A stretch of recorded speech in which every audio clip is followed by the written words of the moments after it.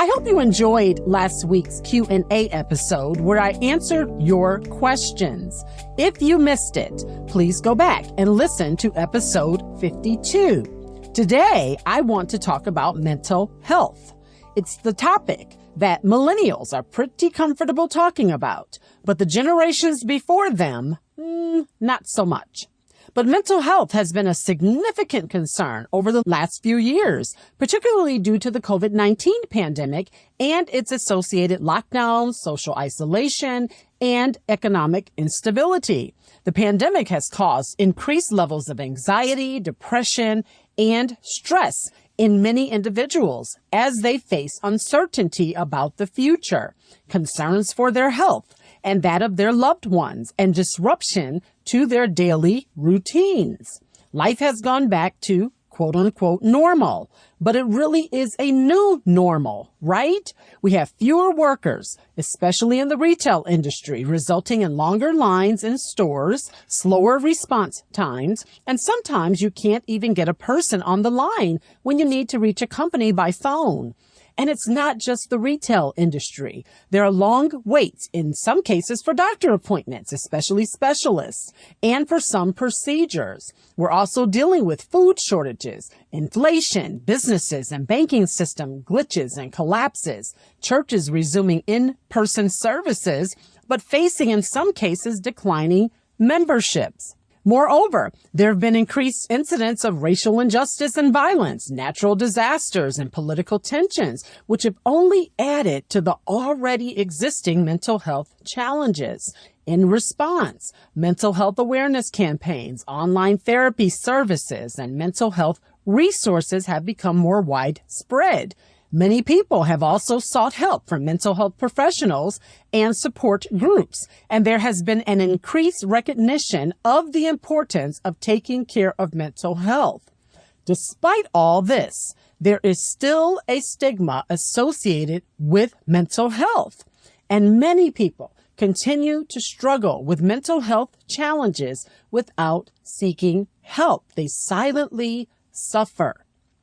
What has concerned me is the anger, the vitriol, and the inability to have disagreements and healthy dialogue in this country, especially during the presidential elections and during the pandemic.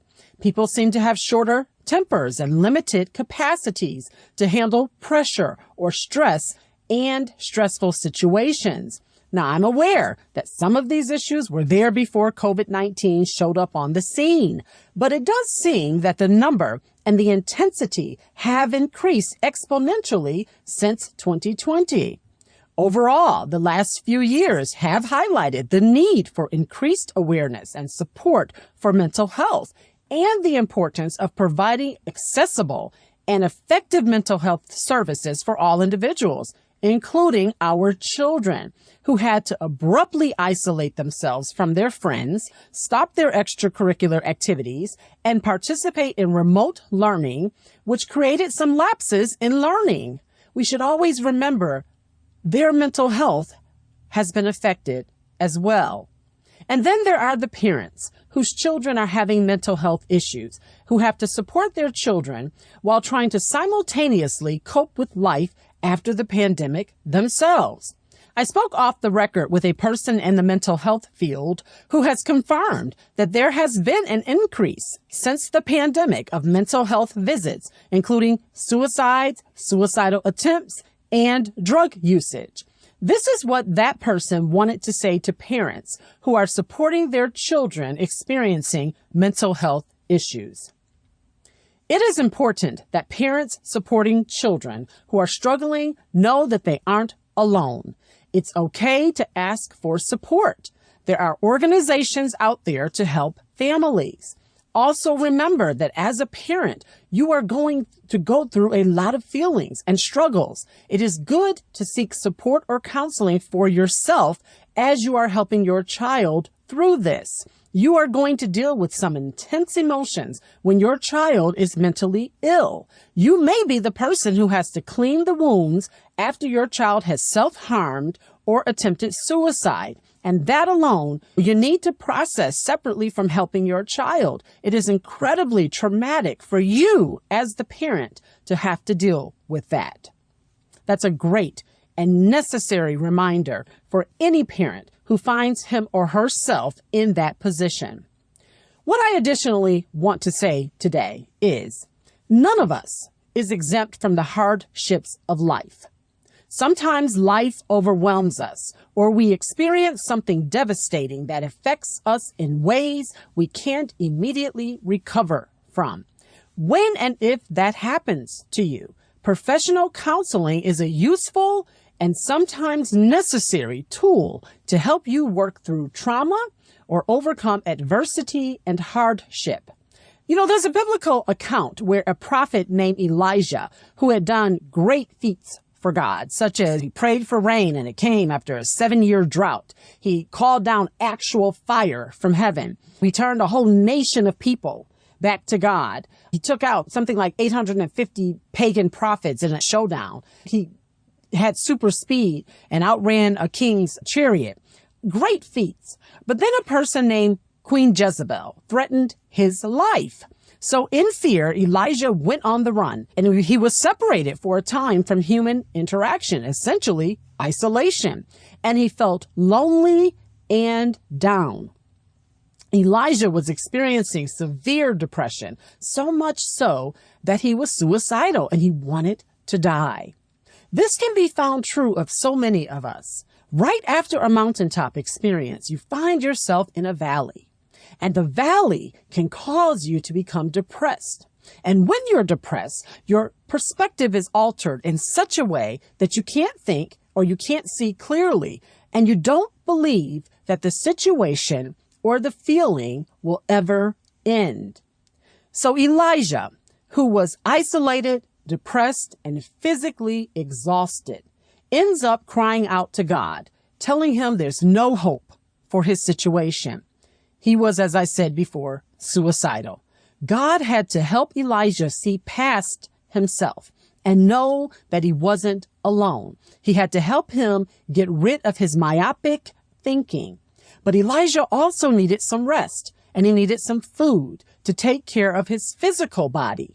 Similarly, sometimes you need to pray, read the Bible, exercise your faith, alongside practicing self-care and talking to an expert who can help you get another perspective and see clearly again.